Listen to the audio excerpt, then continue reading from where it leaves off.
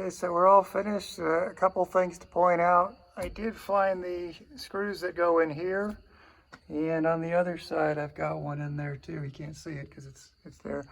That's an important screw to have in. It holds the plastic piece, and then thus the plastic piece holds this piece flush against, so it'll turn properly.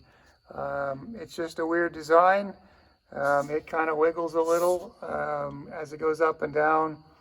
Not a great design, but this trailer's over 15 years old, and it's been using this original plastic one the whole time, so I'm thinking it'll work just fine for me.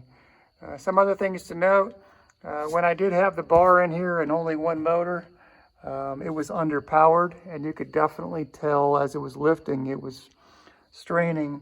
Now I have two motors, and when I power them at the same time, it doesn't have any problem lifting up and down.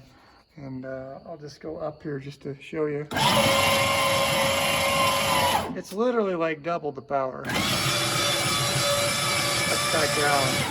So that's an added benefit of doing the dual motor configuration, is you get twice the power going to these things. And what I would notice when I only had one motor, it would strain under load and it would go really slow. So not only is it double the power, but I'd say it's pretty close to twice as fast now when it raises up and down and lowers. Really ideal, really absolutely ideal. I highly recommend this or something similar for anybody that owns one of these fifth wheels for leveling. I just think that the original design is goofy. Unless you're going somewhere where you know the level, it's always going to be level.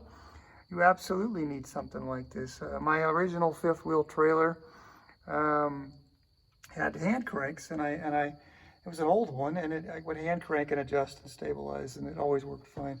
One other thing to note, I put in if anybody cares, I put in a kill switch here, so all my power goes through there and I can shut it off. Another nice thing to throw in there when you're doing something, and that's probably about $40 or $50 to put in. Two batteries for me anyway, a 1 and a 2. I can run it off one battery, leave the other battery as an auxiliary. I know this is off target, but one other little improvement, and we're in here anyway, so I'm going to show you.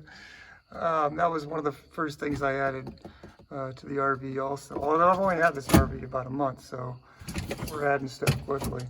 So again, 1 and 2 goes to 1 and 2 battery. I usually run 1 plus 2, which is how it's set now, and that'll charge everything. But if you're dry camping and you're worried about running out of power, you would switch it over to the 1, run it down, and then when your lights start getting dim, you know you're about out of power.